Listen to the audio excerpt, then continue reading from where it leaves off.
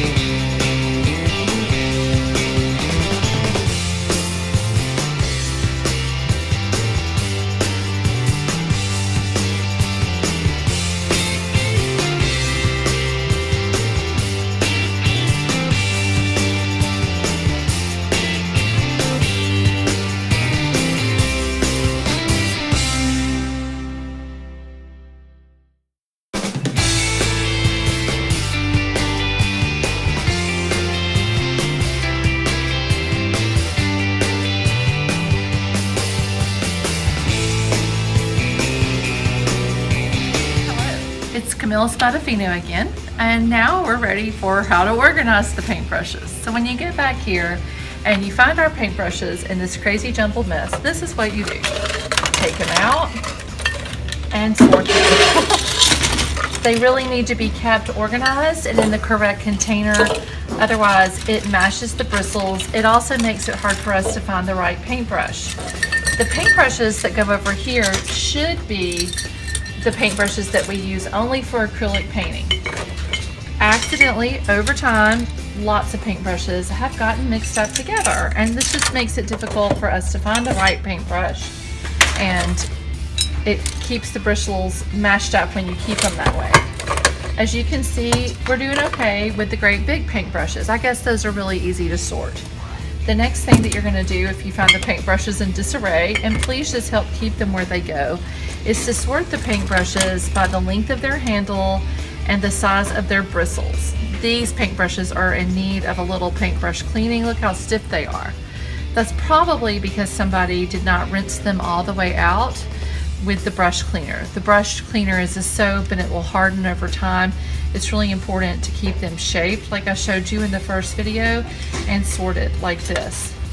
So all these brushes would go together. These are about the same height, but these bristles are a little thicker. It just makes it easier on everybody if we know we have to grab a thick brush. This brush really needs some brush cleaning work.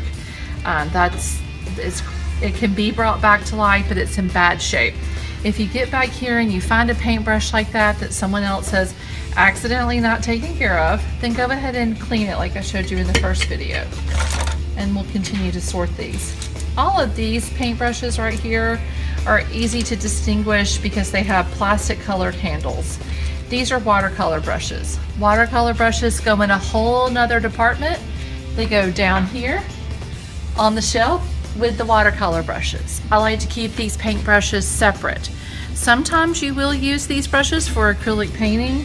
There's a really great detail brush here that I use when I do acrylic painting, but for the most part, we want to keep the watercolor brushes with the watercolors and the acrylic paint brushes with the acrylic paint brushes like that.